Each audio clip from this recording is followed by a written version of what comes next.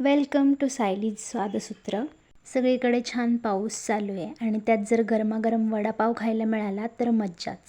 पाऊस चालू झाला की काहीतरी छान खावंसं वाटतं आणि त्यासाठी आजपासून आपण एक सिरीज चालू करतोय, मॉन्सून क्रेविंग्स. आणि आज एपिसोड 1मध्ये आपण बनवतोय वडापाव.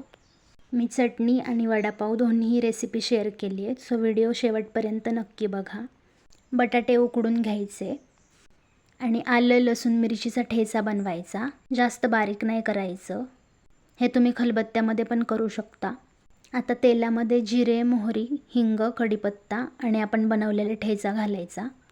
त्याच्यामध्ये हळद आणि उकडलेले बटाटे मॅश करून चवीनुसार मीठ टाकायचं आणि सगळं व्यवस्थित मिक्स करून घ्यायचं.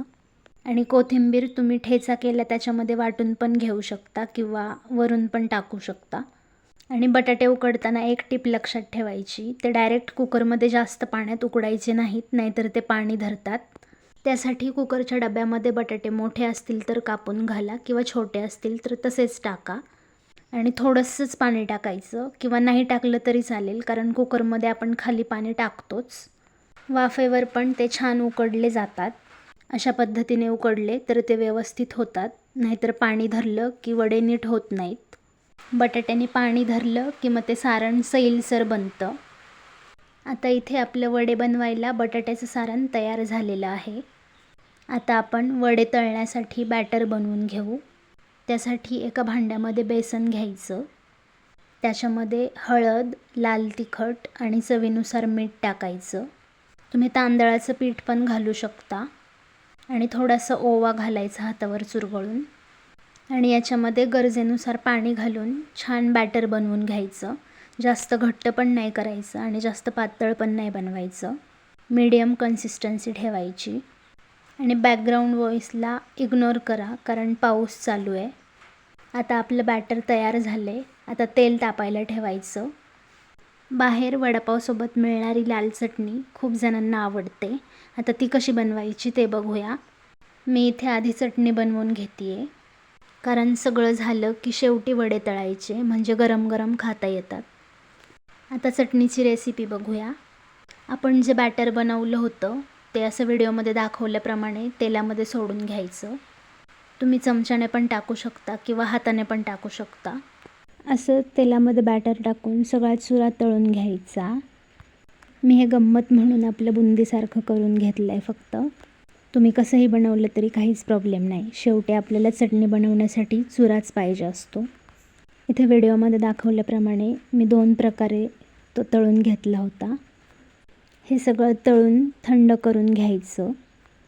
तुम्ही वडे तळून शेवटी उरलेल्या बॅटरचं पण हे बनवू शकता, पण मला वडे नंतर बनवायचे होते म्हणून मी आधीच चटणी बनवून घेते आहे.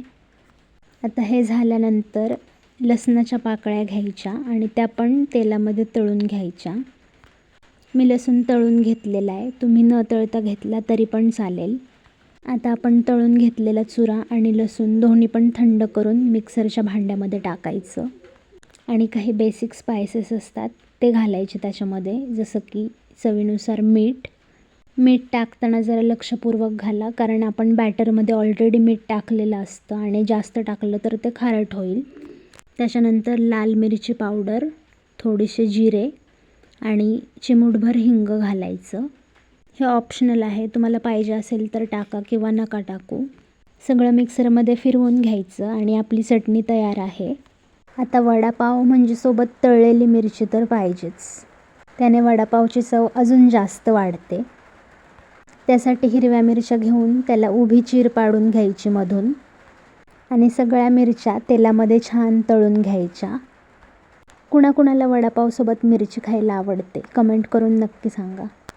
मी सोबत हिरवी चटणी नाही बनवली, पण जर तुम्हाला आवडत असेल आणि रेसिपी पाहिजे असेल तर आपल्या चॅनलवरती ऑलरेडी पोस्ट केली आहे, तुम्ही जाऊन चेक करू शकता.